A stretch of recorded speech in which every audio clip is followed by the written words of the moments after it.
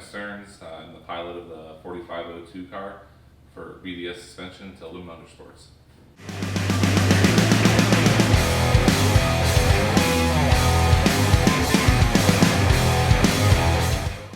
You didn't say action. You don't say action. Don't you have one of those little clappy things that action? No? No. You gotta say action. No, you don't say action. I need you to say action. Action. You don't mean it though. Say action. So we started building this car in a very tight time frame. We gave ourselves 90 days to build this car from a design that my shop foreman, Jason Howard, had put together. He designed it in CAD, and we had a few very specific criteria that we wanted to follow when we built this car.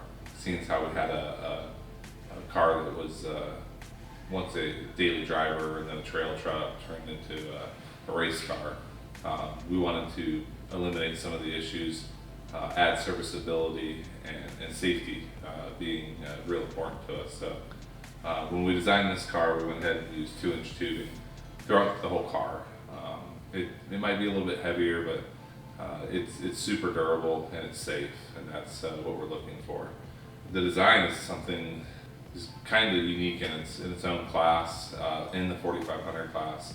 It's low. It's got a real modular belly underneath. We use a 4-link in the front instead of a 3-link with track bar.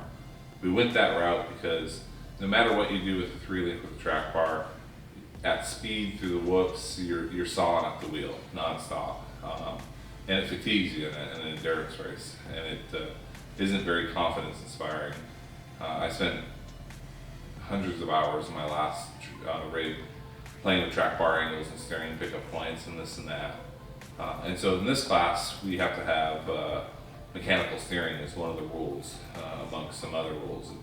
So to accomplish a true 4-link and keep mechanical steering is kind of a challenge. So again, Jason and some really close friends of mine, we came together and in CAD designed the steering system on this car, which is unique because the steering box is located underneath the floor of the car, right under my legs, in fact. And it actually is a rod that comes right off the pitman arm down to the steering arm, and the pickup points are exactly on center with the pivot points of the front suspension. And what that netted us was in straight travel down a whooped out road or race course, we in travel where we have 0 bump steer. And that 0 bump steer equates to no motion at the wheel, no input at the wheel. It's very confidence inspiring. We use a full hydraulic style ram on the front, but it's still mechanically driven from the steering box under the seat and the linkages. And that really gives you a positive feel in the desert too, and that speed that's unlike any of these vehicles I've driven in the past. As I work through the car, I'll kind of point out some of the sponsors and their products, and we actually race what they sell, and we believe on showing and producing a product ourselves, and utilizing it in racing for R&D, just like these other companies. And I'll start with the front of the car and I'll kind of work to the back. We've got the best in the business, a Warn winch. It's a 9.0, it's a comp winch. It's lightweight, it's small, powerful, fast, reliable. You know, it's always going to be there for us. So Warn's number one in that game. Right behind the Warn winch, we have a CBR heat exchanger for the transmission in the normal radiator location of a truck like this. And then behind that, we have our Tilden Motorsports V8. It's LS-based V8. It's actually LS2 with AFR heads, our Tilden Motorsports cam package, our Tilden Motorsports oil pump, Tilden Motorsports intake setup and throttle body, valve train, little odds and ends. It's really not one of our big engines that we build for the 4400 crowd or the pro touring crowd.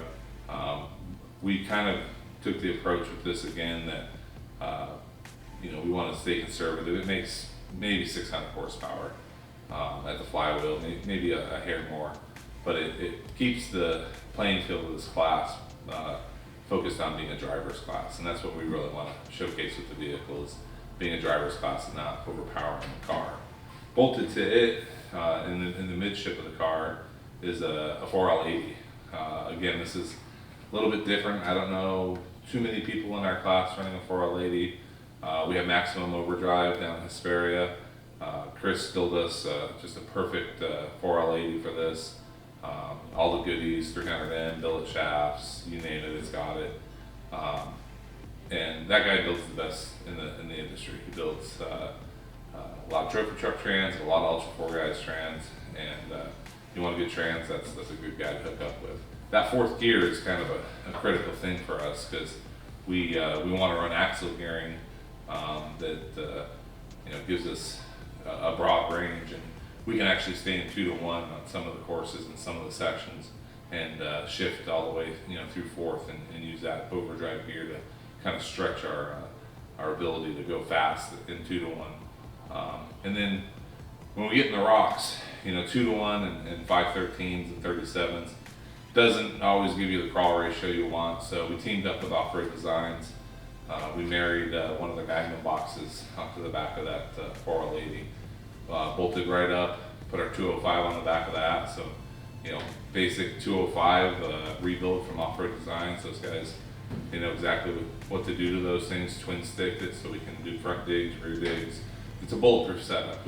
That Magnum box has a giant input shaft, and it's not going to break. So that's kind of a bulletproof drivetrain from our Tilden Motorsports engine through the Maximum transmission and into the Off-Road Designs transfer case and doubler, their Magnum box.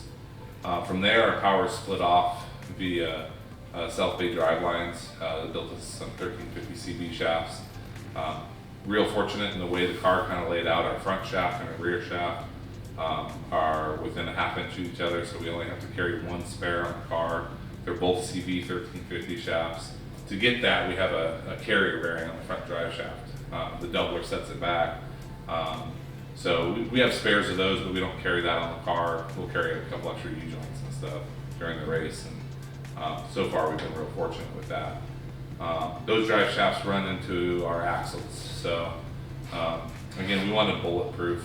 10.5-inch ring gear stuff's great, but for the money, for us, and the durability and the ease of getting parts, we went ahead and used the Torque Super 14 bolt differentials. We utilize an ARB air locker, and in the rear we go full spool. 14 bolt I think is a super economical way to get max strength per dollar.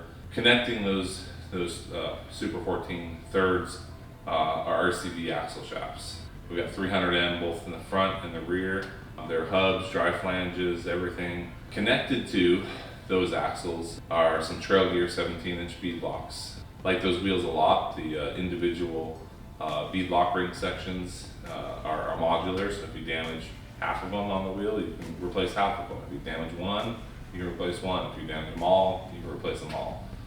And we use those bead locks to clamp on the best tires in Ultra 4 right now, and I think probably on the market, which is the Nitto Grappler. All the Nitto brands and products are great products, but we really fought to be recognized and get on Team Nitto, because we knew that this tire is going to be the tire that we want to run, and we don't want flats, and we want maximum traction. So per our class rules of the 4500 class, I have a 37-inch DOT tire on here.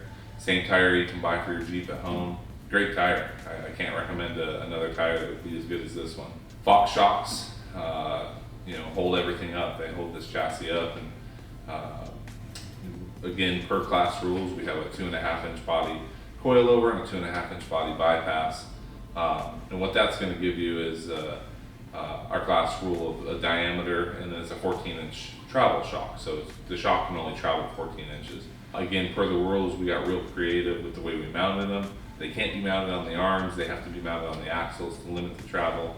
But we were still able to net about 15 inches of travel out of the front and a solid 16 out of the rear. Wayne at Fox did some awesome tuning for us right before the Texas race, and really dialed them in. We couldn't be more happy with those as well. We built a really cool cooling module, containment, and toolbox, which kind of sounds like a funny combination. That was one of the cool aspects of this car, as well as we wanted the radiator in the back of the car to protect it and keep some of the heat out of the driver's compartment from blowing through the front of the car. And we wanted it low, so we didn't want the fans in the back window where we couldn't see out the back. So everything we did on this car, we tried to move it low as possible and still be functional and not a hazard. So the cooling module, the fans, the radiator, and everything are actually behind the seats, and then in the front of that scoop area that you might kind of see there, there's a toolbox built into it. Over the years, I've lost my fair share of tool bags at King of the Hammers, and I decided this year we're going to have something that's built into the car that holds the tools. So that toolbox holds not only our cork containers, but our safety gear, our recovery gear, and our tools. So everything's kind of compacted into that one box and secure. No lost parts. We use only the best Mac tie downs for our spare tire system. We're able to ratchet and strap that down quickly. If you need a spare, it's quick to come off and go back on. We hold 32 gallons of fuel in the car, so we're always trying to stretch our pits out as long as possible. We never want to stop, but we never want to carry and have the car's weight change with any more fuel than that. In a nutshell, that's kind of the car. We're real pleased with it, and we're looking forward to the next race, which is going to be Stampede in Northern California, kind of our hometown track. So we'll be looking to see you out there.